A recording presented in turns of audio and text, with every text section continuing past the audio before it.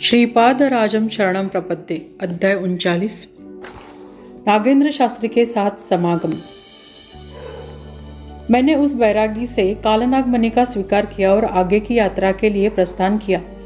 पिटिकापुरम कब पहुंचेंगे इसके मन में तीव्र उत्सुकता लगी थी। कालनाग का स्वरूप। यात्रा करते समय हमने एक ब्राह्मण के घर विश्राम किया। उसका नाम नागेंद्र शास्त्री था। वह मंत्र विद्या शास्त्र का एक महान पंडित था। उनके घर में अनेक नाग सांप निर्भयता से संचार करते थे। वे नाग सांप किसी को दंश नहीं करते थे। नागेंद्र शास्त्री इन नाग सांपों पर अपने अपत्य के समान प्रेम करता था। ये नाग सर्प नागेंद्र शास्त्री के अंगों खंडों पर खेलते थे। दिव्य नागों के सिर पर मणि होते हैं। अनेक वर्षों से नागेंद्र शास्त्री ने नागों की आराधना की थी। उनकी इच्छा थी कि कालनाग नाम का मणि उन्हें पूजा के लिए प्राप्त हो। नागमणि का प्रभाव। नागेंद्र शास्त्री ने हमें कहा, बंधुओं, आज का दिन बड़ा शुभ है। आप जैसे महान भक्तों के चरण धूलि हमारे कुटिया में पवित्र हो गए हैं। मैं 15 वर्ष की आयु में श्रीपाद प्रभु के दर्शन करने पिटिकापुरम गया था।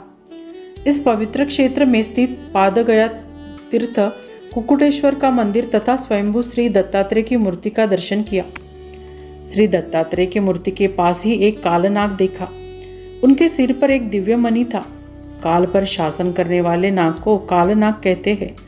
इस नाग के माथे पर एक मणि होता है तथा वह सदैव महर्षि के समान योग ज्ञान में मग्न रहता है। मानव की भांति नागों को भी अनेक विभिन्न स्थितियां होती है। सामान्यतः कालनाग का दर्शन मानव को नहीं होता। कालनाग विभिन्न स्थितियां होती है। कालनाग की जिस सिर पर मणि होता है उसे मंगल ग्रह से आने वाली अशुभ स्पंदनों को दूर करने की शक्ति होती है। इस नागमणि के प्रभाव से अशुभ स्पंदनें नष्ट होकर शुभप्रद स्पंदनों की निर्मित होती है। इस मणि से मंगल ग्रह के पीड़ितों की पीड़ाएं नष्ट होकर शुभ फल की प्राप्ति होती है। अपने जन्म कुंडली में मंगल का स्थान योग्य न होने पर जीवन में अनेक प्रकार के उलझनें निर्माण होती है, जैसे घर के लोगों से विरोध होना, बंधु मित्रों का असहकार, ऋण बाधा, कन्या विवाह में विलंब, काम में योग्यता होने पर भी असफलता की प्राप्ति आदि। स्वयंभू दत्तात्रेय की मूर्ति के दर्शन लेने के पश्चात वह नागमणि प्राप्त करने की आकांक्षा जागृत हुई। उस मणि के मिलने से मुझे सब कुछ मिलने की अनुभूति होगी ऐसा लग रहा था। श्रीपाद प्रभु की पादुकाओं का महिमा। नागदोष निवारण करने के नियम। मैं नरसिंह वर्मा के घर पास जा रहा था। श्रीपाद प्रभु उनके आंगन में लीला विनोद कर रहे थे, साथ ही साथ झाड़ों को पानी भी डाल रहे थे। श्री नरसिंह वर्मा झाड़ों को पानी अच्छी तरह से मिले इस हेतु कट्टे बना रहे थे। उनके आंगन में एक उदुम्बर का वृक्ष था। उसे अच्छी तरह से पर्याप्त पानी मिले इसलिए जड़ के पास खोद रहे थे। उसी समय वहां पर उन्हें श्रीपाद प्रभु की ताम्र पादुकाएं मिली। वे 12 वर्ष के किशोर अवस्था के बालक के पांव के योग्य थी। उसी समय मुझे नागेंद्र शास्त्री की पुकार सुनाई दी। मैं आश्चर्य से उनके पास गया। श्री नरसिंह वर्मा उन पादुकाओं को शुद्ध जल से धो रहे थे। उनके पश्चात उन्होंने वह पादुकाएं नारियल के पानी से धोई। उन पादुकाओं को साफ होने के पश्चात श्रीपाद प्रभु के चरण कमलों के पास उन्हें रखा गया। श्री नरसिंह वर्मा उन पादुकाओं की पूजा करने के लिए अति उत्सुक थे, किंतु श्रीपाद प्रभु का संकल्प कुछ और ही था। उन चरण पादुकाओं को श्रीपाद प्रभु ने बड़े प्रेम भाव से हाथों से सहलाया।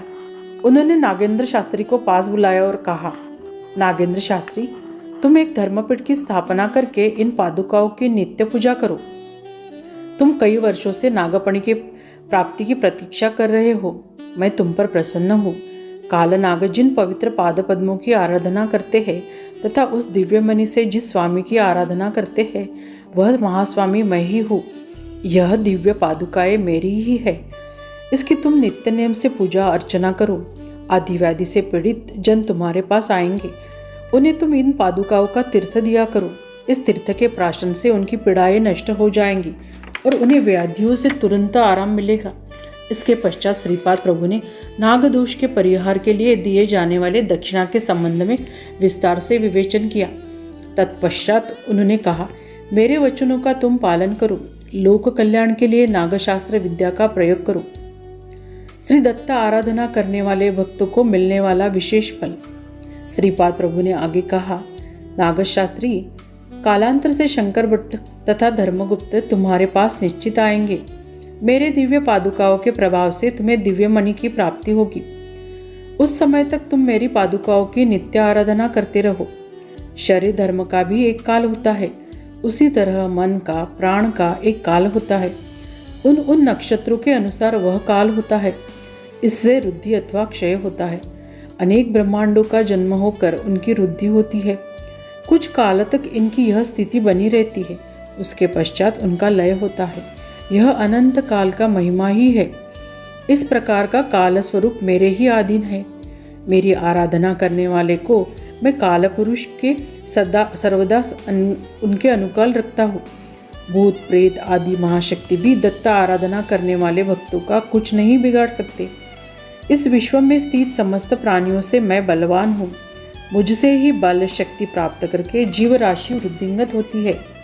अहंकार से मदोन्मत्त हुए मानवों से मैं उनकी शक्ति का हरण करता हूँ।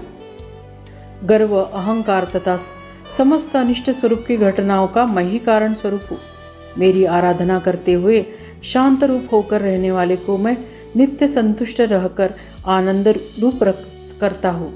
उसे महापुरुष ने हमारे भोजन का प्रबंध श्री वर्मा के घर में ही किया था। श्रीपाद प्रभु स्वयं अन्नदान प्रभु है। श्री दत्तात्रेय प्रभु को भी अन्नदान करना बड़ा पसंद था। कोई भी जीव भूखा हो तो उन्हें उसकी अत्यंत दया आती थी। वे उन भूखे लोगों को भोजन का प्रबंध करते थे। वे सर्वभूत हितकारी थे। मैं महास्वामी की आशा लेकर निकल गया। इस स्थान पर मैंने आश्रम बनाया। जो कोई मेरे पास आता उन्हें वर्णाश्रम धर्म समझाया करता। श्रीपाद प्रभु ने मुझे कहा था, तुम्हारी मंत्र शास्त्र विद्या को अच्छे काम में प्रयोग करो। पीड़ितों की निरपेक्ष भाव से सेवा करो। लोगों ने जितना धन स्वेच्छा से दिया उतना ही स्वीकार करो। श्रीपाद श्री वल्लभ प्रभु की जय। फलश्रुति, इस अध्याय के पठन या श्रवण करने से सर्पदोष निवारण होता है। श्री गुरुदेव दत्त। यह अध्याय संपूर्ण श्रीपाद श्री वल्लभ चरित्रामृत से लिया गया है। कलयुग के प्रभाव से ग्रंथ पठन के लिए अगर समय अभाव है तो अभी संक्षिप्त श्रीपाद श्री वल्लभ चरित्रामृत उपलब्ध है। आप उसका पठन या श्रवण करके प्रभु के आशीर्वचन प्राप्त कर सकते हैं। श्री गुरुदेव दत्त।